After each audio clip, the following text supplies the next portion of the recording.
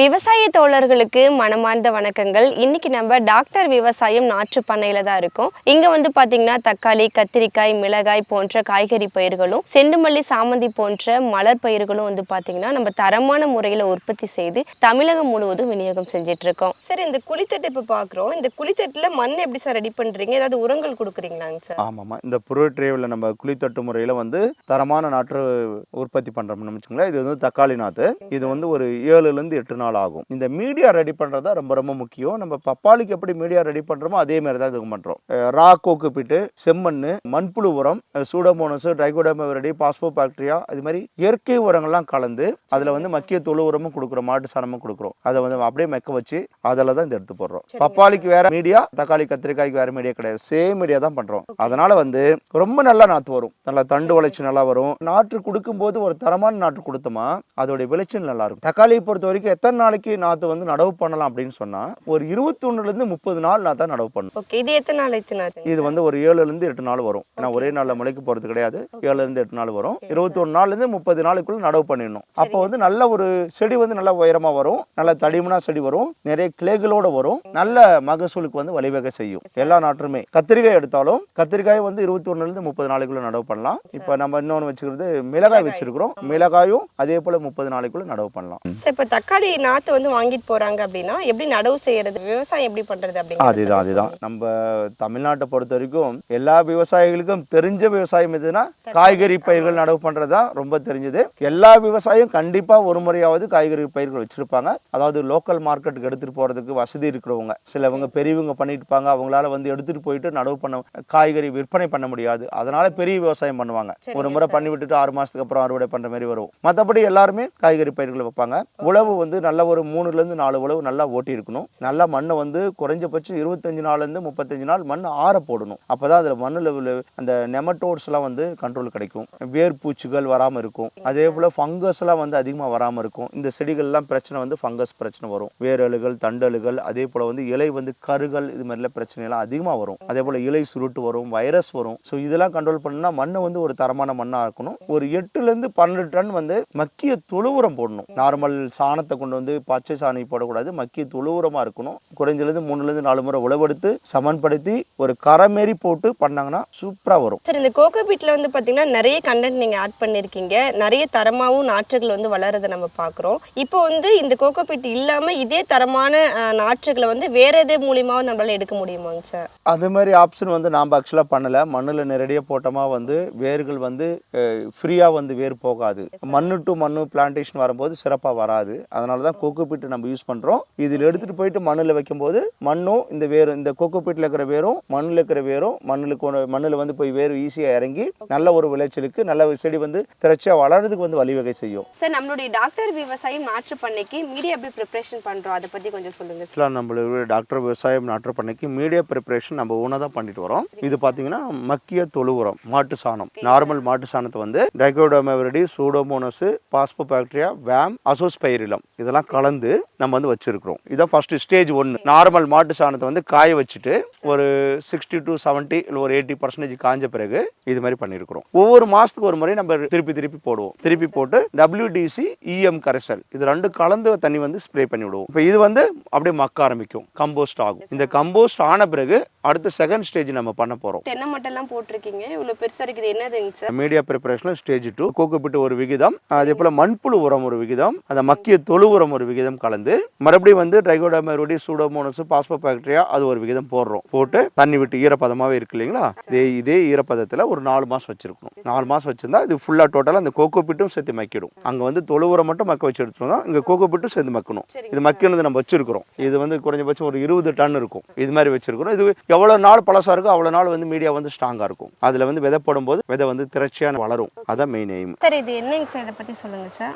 இது வந்து ஸ்டேஜ் 3 நம்ம சொல்லலாம். குறைஞ்சபட்சம் 4லேருந்து 6 மாசம் ஆன பிறகு அந்த கோகோ பீட் நம்ம ரா கோகோ பீட்டா போட்டோம் இல்லைங்களா, அது ஒன்னொன்னா வருது. இந்த தொழு உரம், மண்புழு உரம், நார்மல் செம்மண் இதெல்லாம் போட்ட பிறகு கருப்பாயிடுச்சு. இது வந்து இப்போ ரெடியா இருக்கு. இதுலயும் ஒரு சில கோகோ பீட் வந்து இன்னும் இருக்குது. இது மாதிரி கோகோ பீட் இருக்குது. இது வந்து என்ன பண்ணாலும் மேபி இன்னும் மக்காதுன்னு நினைக்கிறோம். அதனால வந்து நாங்க என்ன பண்றோம், சலிச்சு எடுத்துறோம். இப்போ கீழே சலிச்ச பிறகு பார்த்தா இது வந்து விதை போறதுக்கு தயாரான மண். எவ்வளவு கருப்பா இருக்குது பாருங்க. அந்த மண் மண்புழு உரம் கலந்து இருக்குது. அதே போல வந்து செம்மண் கலந்து இருக்குது. அதுக்கப்புறம் இந்த ஆர்கானிக் மெட்டீரியல் இதுல எல்லாம் கலந்துருக்கு. சரி, இப்போ சலிச்சிட்டு இருக்கிறத பார்த்தோம். சலிச்சதுக்கு அடுத்த ப்ராசஸாங்க சார்? இது அடுத்த ப்ராசஸ், இதுதான் ஃபைனல் ப்ராசஸ். இதுல வந்துட்டு மறுபடியும் ஒரு பாகம் மண்புழு உரம், ஒரு பாகம் மறுபடியும் வேம், அதுக்கப்புறம் வந்து பாஸ்போ பாக்டீரியா, அப்புறம் இஎம் WDC அந்த கரைச்சல் கொடுத்துருக்குறோம். மண் வந்து கொஞ்சம் வந்து இது போடுற மாதிரி இருக்கு. இந்த மண்ணு தான் ரெடி. இதுல வந்து இதில் போடும்போது குறைஞ்சபட்சம் ஒரு 20 நாளைக்கு வந்து அந்த செடிகளுக்கு வந்து தேவையான ஊட்டச்சத்து கொடுக்குது. இது மாதிரி ஒரு தரமான மீடியாவில இருந்து விதையை போடும்போது தான் அந்த விதையுடைய குவாலிட்டி கிடைக்குது, அந்த செடியுடைய குவாலிட்டி வருது. அதுதான் டாக்டர் விவசாயம் வந்து தொடர்ச்சியா பண்ணிட்டு வருது. இப்போ மற்ற கோகோ பிட்க்கும்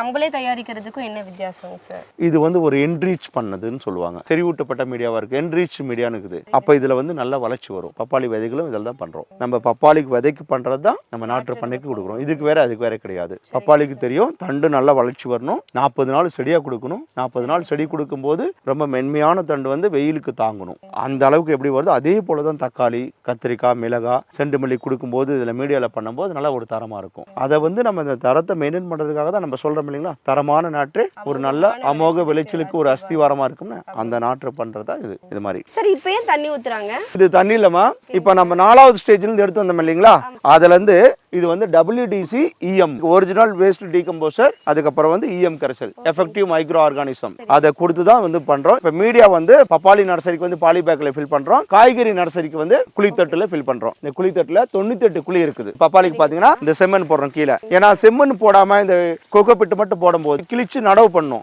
பண்ணும்போது இந்த கொக்கோ பிட்டு ஒண்ணுக்கு ஒண்ணு ஒட்டாது இல்லையா, அப்ப வந்து அதை வேறு மட்டும் தனியா நிற்கும், அந்த மண்ணு கீழே கொட்டிடும். ஸ்ட்ராங்கா நிக்கிறதுக்காக அவங்களே மண்ணு போட சொல்லி எங்களுக்கு கேட்டதுனால இது மண்ணு போடுறோம். நாங்க இந்த 98 குழித்தட்டு இருக்கு பாத்தீங்கன்னா, தக்காளி, கத்திரிக்காய், மிளகாய், செண்டுமல்லி, சாமந்திலாம் 98 நடவு பண்ணலாம். 1 கிலோ 152 கிராம் இருக்கு. சரி, இப்போ ஃபில் பண்ணியாச்சுங்க சார். அடுத்த ப்ராசஸ் என்ன? இப்போ தக்காளி விதையை எடுத்து இது மாதிரி ஒரு ஹோல்ஸ் போட்டு விதையை உள்ள போட்டு இது மாதிரி மண் எடுத்து க்ளோஸ் பண்ணிடுவோம். அவ்வளவுதான். அதுக்கப்புறம் இது இப்படியே வடிச்சதுமா ஒரு 5ல இருந்து 7 நாளைக்குள்ள விதை வந்து மேலே வந்துடும். அதுக்கப்புறம் 21ல இருந்து 30 நாளைக்கு வந்து செடி வந்து நம்ம டெலிவரி பண்ணலாம். தக்காளி, கத்திரிக்காய், மிளகாய், அதே போல செண்டுமல்லி, இதே மாதிரி தான் பப்பாளிக்கும் உடனே இந்த ஈரமா இருக்கும் போதே போட்டா போடலாம்.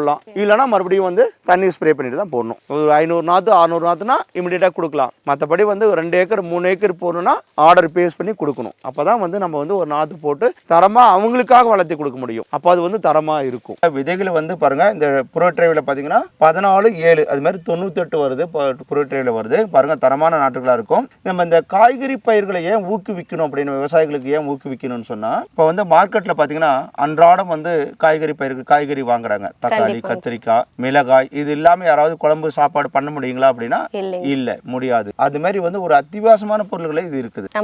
அப்ப இது வந்து லோக்கல் மார்க்கெட்ல ஈஸியா அவங்களால சேல்ஸ் பண்ண முடியும். இப்ப தக்காளி இருக்கா, இவங்க இங்க இருந்து பெங்களூர் எடுத்துட்டு போக தேவையில்ல, அதே போல வந்து கேரளா எடுத்துட்டு போக தேவையில்ல, இல்ல சென்னைக்கு தான் கொண்டு போய் கோயம்பேடு மார்க்கெட்ல தான் சேல்ஸ் பண்ணுங்கிற கட்டாயம் கிடையாது. இது வந்து லோக்கல் மார்க்கெட், உள்ளூர் சந்தையிலேயே சேல்ஸ் பண்ணலாம். ஒவ்வொரு மாவட்டத்திலயும் வந்து உள்ளூர் சந்தை இருக்குது, உழவர் சந்தை இது மாதிரிலாம் இருக்குல்ல, அங்க கூட அடுத்த லெவலுக்கு எடுத்துட்டு போகலாம். அதனால லோக்கல்ல வந்து லோக்கலோட நீட்ஸ் கிரியேட் பண்றதுக்கு காய்கறி பயிர்கள் வந்து ரொம்ப ரொம்ப சப்போர்ட்டிவா இருக்கும்.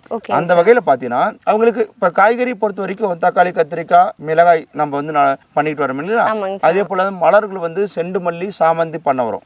இப்ப இந்த பாத்தீங்கன்னா ஒரு டைம் ரேட்டு கம்மியா இருக்கும், ஒரு டைம் அதிகமா இருக்கும். பட் டெஃபினட்டா வந்து வாரம் வந்து விவசாயிகளுக்கு ஒரு சிறு தொகையை வந்து அவங்களுடைய முட்டுவலி செலவுக்கு, கை செலவுக்கு கொடுக்கறதுக்கு இது ரொம்ப ரொம்ப சாத்தியமா இருக்கும். இந்த டாக்டர் விவசாயம் நாட்டு பண்ணை என்ன சொல்ல வருதுன்னா, ஒவ்வொரு விவசாயம் குறைந்த அளவு 1/2 ஏக்கர் இல்ல முடியலாம் கூட 20 சென்ட் கத்திரிக்காய், 20 சென்ட் தக்காளி, ஒரு 20 சென்ட் வந்து மிளகாய் நடவு பண்ணும்போது அவங்களுடைய வார தேவைகளும் இந்த மாச செலவுகளும் வந்து அவங்களால பூர்த்தி செய்துக்க முடியும். ஒரு பெரிய விவசாயம் பண்ண போறாங்க, 6 மாசம் வெயிட் பண்ணணும், அதே போல வந்து ஒரு 7 மாசம் வெயிட் பண்ணணும், 1 வருஷம் வெயிட் பண்ணணும் அப்படின்னு இல்லாம ஒரு 2 மாசத்துலயே ஒரு 60 நாள்ல, இப்ப மிளகாய் எடுத்துக்கிட்டீங்கன்னா 55 நாள்ல பச்சை மிளகாய் அறுக்க ஆரம்பிக்கலாம்.